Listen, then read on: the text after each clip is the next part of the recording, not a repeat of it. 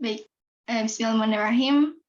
Izin memperkenalkan diri, saya Fani. Izin melanjutkan presentasi yang selanjutnya, mendemokan mengenai disk management.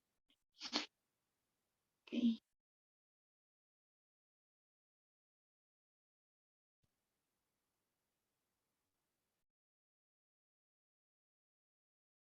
Jadi,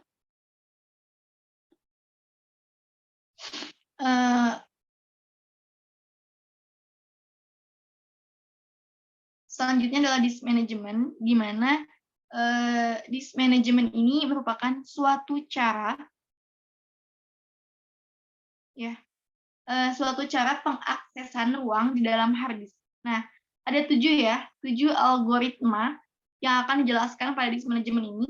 Nah, yaitu ada first in first out atau FIFO, yang kedua ada last in first out LIFO, yang ketiga ada shortest seek time first atau STF, yang ketiga ada scan elevator, yang keempat yang kelima ada circular scan atau C-scan, ada look dan ada circular look. Saya jelaskan yang pertama dulu, yaitu first in first out in FIFO atau FIFO. Baik, sebelumnya saya sudah menyimpan itunya, programnya. Jadi kita coba demokan. Disk management. Open. Ya. Baik. Di sini saya mengatur ininya menjadi 100 si head-nya. Nah, pertama kita pakai FIFO ya. Jadi pada algoritma FIFO ini sebelumnya pada disk management akan ada yang berwarna hitam ini, nih ya. Berwarna hitam ini merupakan head-nya. Jadi ini berfungsi untuk mengakses ruangan pada hard disk. Nah, ruangan ini diletakkan ke dalam suatu sektor, yang dimana sektor itu adalah satuan ininya. Nah, lalu ada juga yang dinamakan silinder. Nah, yang mana silinder ini tuh merupakan lintasan perlingkaran. Dan pada algoritma FIFO ini, pengaksesan akan dilakukan dari sektor yang akan dilakukan berdasarkan ukuran kedatangan yang paling pertama datang sampai yang paling terakhir datang. Jadi pengaksesannya itu dari head akan berputar searah jarum jam ke sektor yang paling pertama datang, itu sektor, saya buatnya di sini ya, sektor pertama itu 80, 10, yang ketiga 150, yang keempat 120. Nah, dan ini berfungsi untuk mengakses sektor-sektornya, karena jadi pada algoritma ini akan efektif apabila memang sektornya itu, maksudnya ruangan itu ditempatkan di dalam sektor yang berurutan. Jadi, kalau berurutan maka pengaksesan, saya lupa. Oke. Jadi pengaksesan itu bisa secara langsung dalam satu kali putaran. Kalau misalnya beda-beda, seperti ini akan memakai waktu yang cukup lama. Kita coba jalani. Nah, seperti ini. Sesuai dengan apa yang saya jelaskan tadi, kalau misalnya pada algoritma FIFO ini, dia akan pengaksesannya dari 80 ke 10 ke 150 dan yang terakhir adalah ke 120. Jadi yang pertama itu yang langsung dieksekusi. Baik. Selanjutnya itu kita lanjut ke algoritma selanjutnya, itu LIFO. Kita selesai saja. LIFO. Nah, LIFO ini merupakan kebalikan dari algoritma FIFO, di mana cara pengaksesannya itu berdasarkan urutan juga, tapi dari request yang terakhir dilakukan, dan pengaksesannya itu dari urutan pengaksesan dari 120, ini yang terakhir ya, 120, 150 ke sektor 10 dan ke sektor 80. Jadi kita coba saja jalankan. Langsung aja deh. Nah, ketika kita lihat di sini,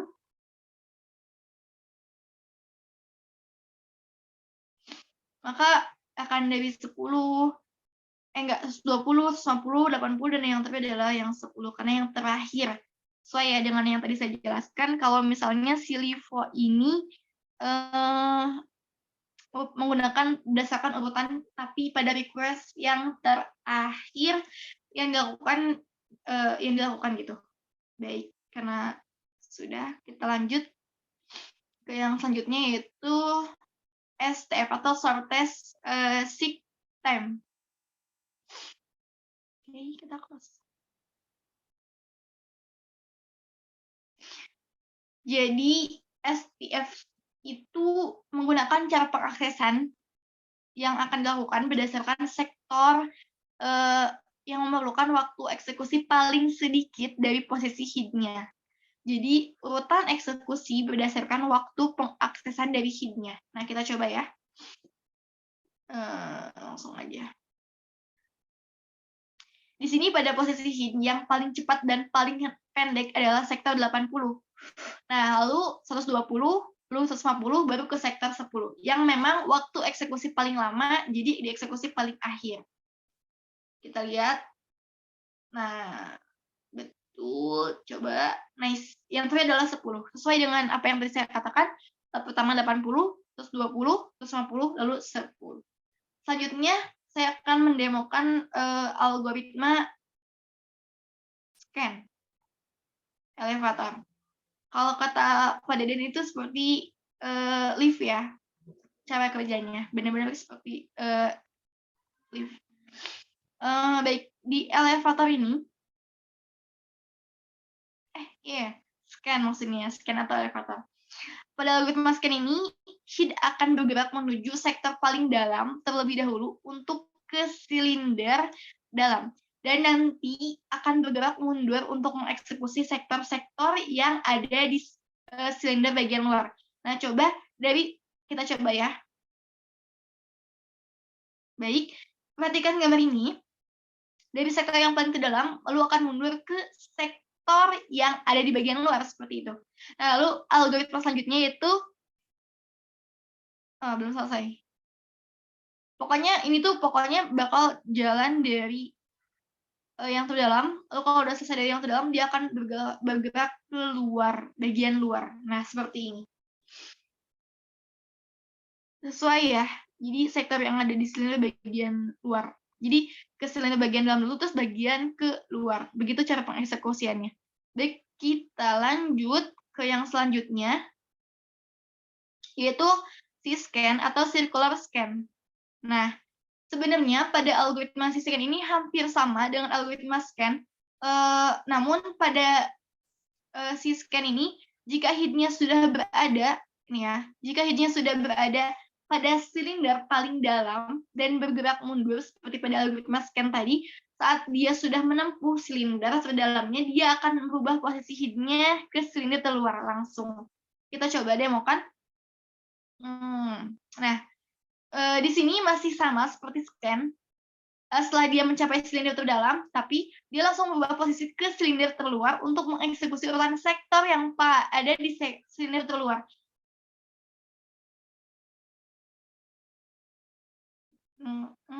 Nah, urutannya dari 150, 10, 80, dan 120.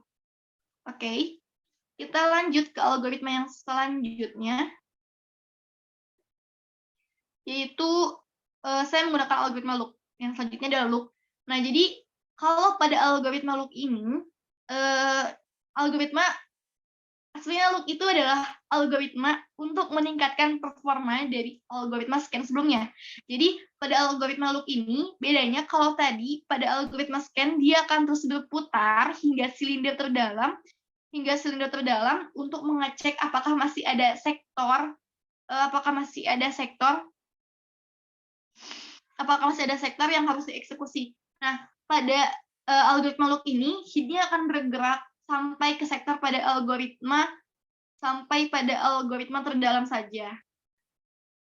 Nah, jadi jika pada silinder yang lebih dalam sudah tidak ada lagi request, maka dia akan langsung bergerak mundur untuk mengeksekusi sektor yang ada di luar. Kita coba.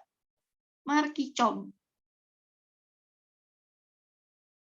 Oke. Di sini sektor yang terdalam adalah 150 ya. pada algoritma loop ini head-nya tuh tidak harus bergerak sampai silinder terdalam, lalu bergerak mundur untuk mengeksekusi sektor-sektor yang lebih yang di luar gitu. Nah seperti itu. Jadi urutannya dari 120, 150, 80, dan 10. Duh, ini saya pakai 2 DPS, mohon maaf. Kita lanjutkan.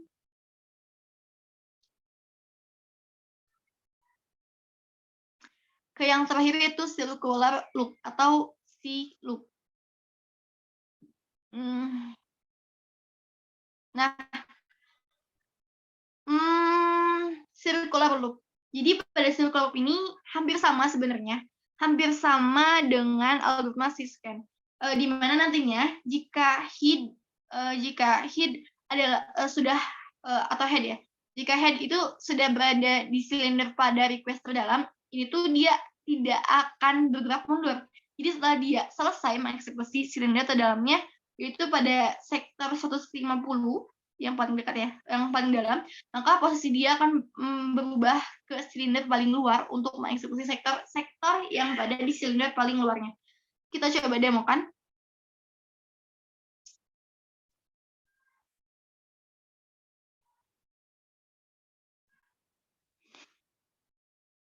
Nah, dia akan mengeksekusi pada bagian paling dalam, yang tadi ya, sampai 150, dia tidak akan bergerak mundur untuk mengeksekusi sektor-sektor selanjutnya, dan langsung berubah posisi ke silinder terluarnya untuk mengeksekusi sektor-sektor yang berada di silinder bagian luar. Jadi kalau misalnya kita bacakan urutannya, itu mulai dari 120, 150, 10, dan 80. Baik, mungkin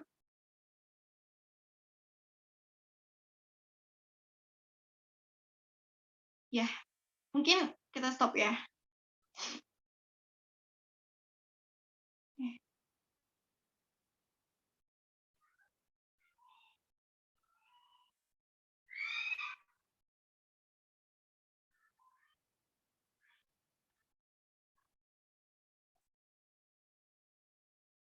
Baik, mungkin itu yang dapat saya sampaikan dari beberapa penjelasannya, mulai dari manajemen memori, file system, dan yang terakhir adalah disk management.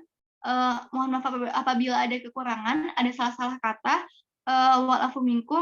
Assalamualaikum warahmatullahi wabarakatuh. Sebelumnya terima kasih kepada Pak Deden yang telah mengajarkan saya. Syukran.